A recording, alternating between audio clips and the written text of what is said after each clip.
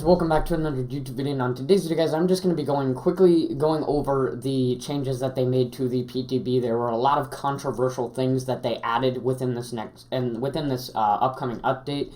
So they wanted to make a few tweaks to make sure everybody was kind of satisfied with it. So before I get on to talking and everything like that, my next video after this will be the Thor Love and Thunder movie review. I did try to record that a couple of days ago, and I, kept messing up, so I decided to wait a couple more days until my opinions are fully settled. So I will get that recorded as soon as possible. And there is also going to be some future content coming to the second channel, so if you're subscribed to that channel, stay tuned for that. If you're not subscribed but you are interested, go subscribe, trying to build the channel. Other than that, join the Discord, link is in the About section, and read the community post to stay up to date with any potential future changes. Other than that, let's get to going over this. I didn't want to make any cuts in this video just to make it a lot easier. So, their first thing was progression, and I already forgot what they did with this. I'd have to go over it again. We've increased the blood point caps per category to 10,000. Okay, yeah, that's what they did. So instead of being able to earn 32,000 each match, now you can earn 40,000. I really like this. I thought the 32,000 cap was a little bit too little. If you played really good, especially as killer, not as survivor, but especially as killer, your cap is pretty much always going to be at 32,000 unless, of course, you have barbecue and chili. But now they're changing that anyway.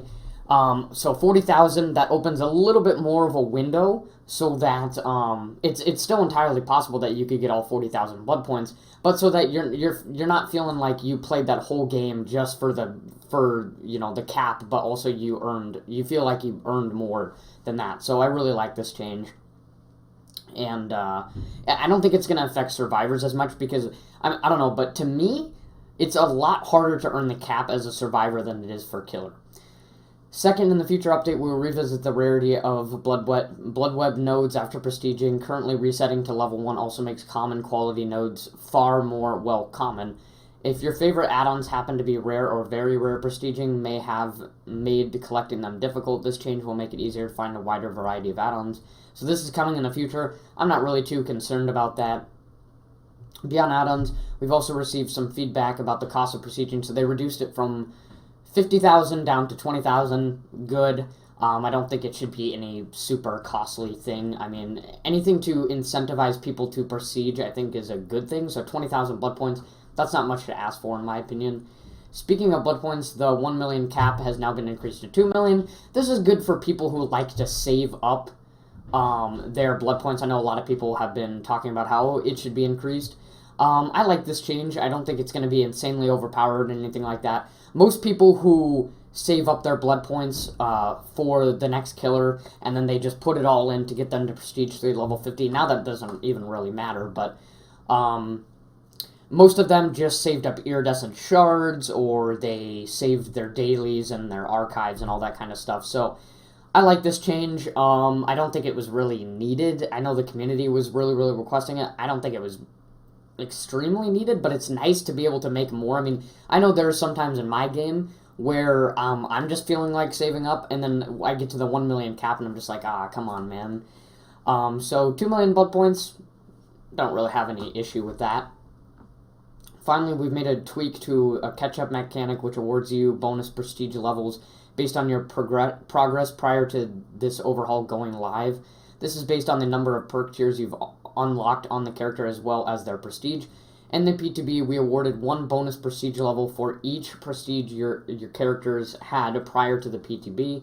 For the full mid-chapter release, we have increased this to 2 bonus prestige levels. This means if your character was prestige 3 before the update, they are guaranteed to be prestige 9 after the update, granting all the new rewards immediately. The catch-up mechanic will be limited to prestige 9, however, even if the calculated bonus would exceed this.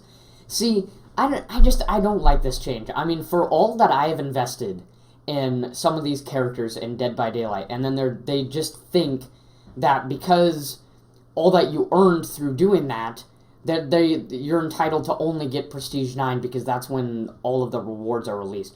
And as we go further down, you'll see that they might be even releasing more rewards for higher levels in the future, I really don't like this change. For all that I've invested, and you're just going to give me a pathetic Prestige 9 when there's 100 Prestige levels. I'm not saying they should give you 100, automatic 100 for every Prestige 3 level 50 character. But something more than the pathetic Prestige 9, because obviously the grind has been reduced. I think it should be much higher than that. Prestige 9, I think, is just absolutely pathetic. I believe before this it was actually Prestige 11. Because it was also based on how many perks you had and what their perk tiers were. I believe the absolute cap was Prestige 11 if you had all of the perks unlocked and on a Prestige 3 level character. That is absolutely pathetic, I think, for all that you've invested in that one character, and this is what you give me. See, this is the biggest problem that I have with this change, is the rewards that they're giving to the characters that invested so much time into putting so much blood points into some of their characters. I think is just absolutely pathetic. You're going to see more of this when they do the whole icon thing and everything like that. You'll see. Gameplay changes. When changing base mechanics and close to 40 perks in a single update, some wacky interactions and powerful strategies are bound to appear. We went in the PTB hoping, okay, blah, blah, blah, blah. And also, by the way, at least they buffed it. I don't want to trash on them too much, but at least they increased their reward. Endurance. The endurance effect has been a hot topic. Basically, they made it so the endurance, I remember, it cannot stack. Which, what I've been hearing from the community is that Medal of Man doesn't put you in the deep wound. So if you're in the deep wound effect already, you cannot use endurance. But for Medal of Man, I'm pretty sure you don't get put into deep wounds if you get hit. So it's only going to not stack in some cases. I don't know. I wasn't too concerned about the whole endurance meta and everything like that. I know I've heard other people say, just like, a team that's bullying you with flashlights, they're just going to be wasting most of their time trying to get value out of all these perks and add-ons that they brought into the game, that it's just going to be too much of a time investment. But I think this is a pretty good change. I think it was a little bit too overtuned with, how many hits you could take and everything like that. You could take a Styptic, then you can take a, Metal Man, then you can take a Borrowed Time, all this kind of stuff. It just got to become too much. And then perks, so they made changes to some of the controversial perk changes. Spine Chill, I don't really care about this change. It doesn't really affect me or anything like that, but they're just going to make it easier for, well, in the future, they did a little bit tweak now, but they're going to make another tweak in the future. But they're making it easier for hard of hearing people. I don't really care about this change. But I'm definitely glad, disregarding, all the other changes that they made. I'm really, really glad that they nerfed this perk, because there is just a large percentage of people that don't use this, and they don't even have hard of hearing. They just use this, and it immediately denies any stealth kill or anything like that, and I think that's really, really cruel. Dead Hard now grants the endurance status effect when activated. Instead, you dash in the PTB. The duration of the status effect, it was 1 second. Now it's only half a second. So it's basically old Dead Hard duration, but instead of being invincible, you have endurance. So you have to be very, very precise with Dead Hard. I like this change. I think, despite the changes that they made in the PTB, people were saying, well, Dead Hard was nerfed and all this stuff. I really didn't feel that Dead Hard was being nerfed. I didn't necessarily think it was better or anything like that. I just didn't feel like it was nerfed. So I think this is a good change. It's going to make it even more precise, close that window even more. I really, really do like this change. But we'll see. We'll see if people are still using Dead Hard or not, because I have a feeling, I don't know why, I just feel like people are still going to be using this perk. I really, really hate it. So, I don't know. We'll see. And then off the record, basically they made it so it doesn't power up, or it deactivates when the exit gates are open. This is a good change. They did the same thing with Decisive Strike, basically so you don't get just a free escape at the ending of the game. Overcharge, they made it so instead of the 100 to 400%, now it's 75% to 200 over the course of 30 seconds. I don't know. I don't think they should have gone this far. Maybe they made it, maybe they did it so it cannot stack with Call of Brine. And it's just a good standalone perk. Because I think the main problem came in with people stacked this with Call of Brine, and then they just sat there and camped the generator and watched the progress go down, and there was absolutely nothing the survivors could do about it. I think that was the problem. But running this perk on its own, I don't think it was necessarily that overpowered. So I think they should have just made it so it doesn't stack with Call of Brine or something like that. I think this is a little bit too much, but we'll see if it's still used. It's definitely better than it was, that's for sure. Botany knowledge, I don't like this change either. They removed the efficiency they removed the efficiency on the medkits. Not only did they do that, but they actually added a penalty to medkits. Really, really controversial change. I think it's good for balancing, but keeping with the theme of the perk, I'm not sure how I feel about this. I think they should have just not buffed botany knowledge at all. I think they should have just left it alone, kept it how it was, maybe even nerfed it a little bit, and that would have been fine. But now, I don't know. I don't really like this change. Distortion, now it prevents your aura from being revealed, blah, blah, blah, blah, blah. As a small quality of life improvement, distortion will now have an audio cue when a token is used. This will make the effects harder to miss. I mean, I think if you're paying attention well enough, you'll see that the icon activates for like 10 seconds, and you'll know if it was being used. I'm not sure why they touch on this, but okay. Iron Will now reduces your grunts of pain by 75% rather than making you silent, and no longer works while exhausted. I think this makes sense. We've seen some feedback concerning the volume of certain survivors compared to others. So basically what they're going to be doing in the future is they're going to be trying to make all of the volumes of the characters pretty much at the same level. Because, you know, some volume of characters are very, very loud. Some of them are extremely quiet. So I think what they're going to be trying to do is making them relatively the same volume. So we'll see how that goes in the future. I don't think this is necessarily going to affect Iron Will because, I mean, I guess a little bit, you know, on characters that are really silent. Iron Will is basically the same as old Iron Will, so I don't know, don't really care that much, but I am excited for them to be balancing out the volumes of the characters in the future. And then Inner Focus, they're removing the range that you can see the scratch marks. I don't really care. I don't really care for this perk at all. I think having Bond and Alert combined, which is not even that much of an investment, and both of them do their own kind of things, but combined does the effect of this perk, but even better. This perk, you know, forces you to put 2 and 2 together to figure out where the survivor is and what they're doing and what's going on. Well, that fits the video. It was my phone notification. Don't worry about that. I don't like this perk at all, is what I'm trying to say. It would be 10 times better, in my opinion, to run Alert and Bond than this perk, so I don't really like it.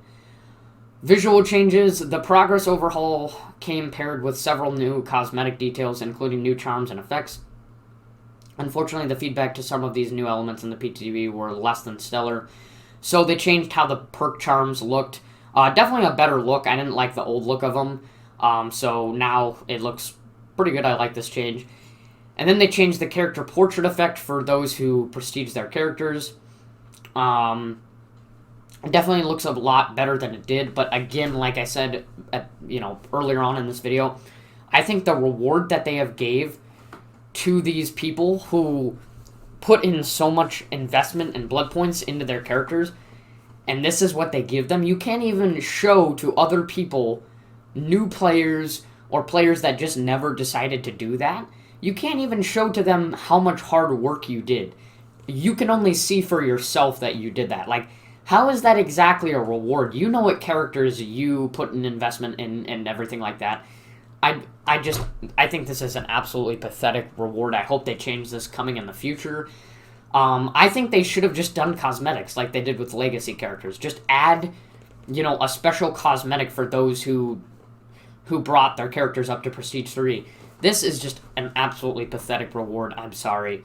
That's how I feel about it.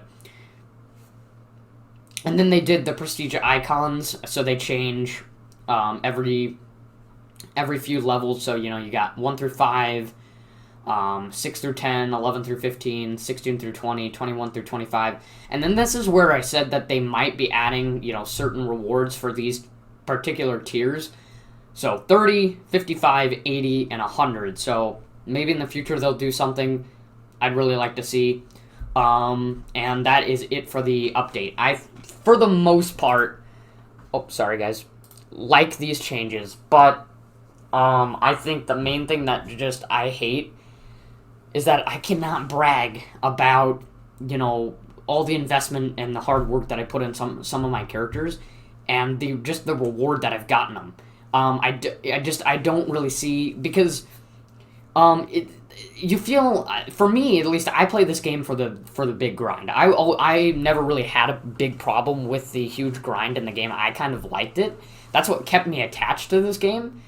But I'm happy. I'm overall happy that they're reducing the grind, because it's going to help me catch up faster. But I just think the reward that they're giving these characters that put in a lot of blood points into these characters is absolutely pathetic in my opinion, and it's not really going to help in the long run, because ideally you want to get every character to prestige 100, right? You want to show how much hard work you put into them, which it's not required to do that, but ideally you would want to do that, right? But that's I feel like no matter how much they nerf or how much they reduce the grind, it's still not really going to make a difference if you want to go down that path, because you're going to have to obviously prestige, assuming you've already gotten to prestige 3 on every character, you're still going to have to prestige like 90 tiers, which is a lot. Even if you're not losing all your stuff, that's still quite a lot if you ask me. So I don't know. There are a few things that I don't like. I think the perk changes for the most part are pretty good. Some of them I don't like that much. Overall, though, I think they got rid of the main big issues that actually affect the gameplay. The issues that I'm after are just kind of my own personal issues, and I'm kind of like whining because I didn't get my reward that I wanted, what I think I deserve. But for at least the quality of the life and the balance changes and some of the things that actually affected the gameplay, I think they did a pretty good job. So overall, what do you guys think? Tell me in the comment section. Like I said, next video is going to be the Thor Love and Thunder movie review. And if you're subscribed to my second channel, stay tuned for more content on that. If you're not subscribed but you're interested, go subscribe. I'm trying to build the channel. Other than that, read the community post to stay up to date with all of my future content. And join the Discord. Link is in the About section of the YouTube channel. Other than that, like and subscribe, guys. And I'll see you next time.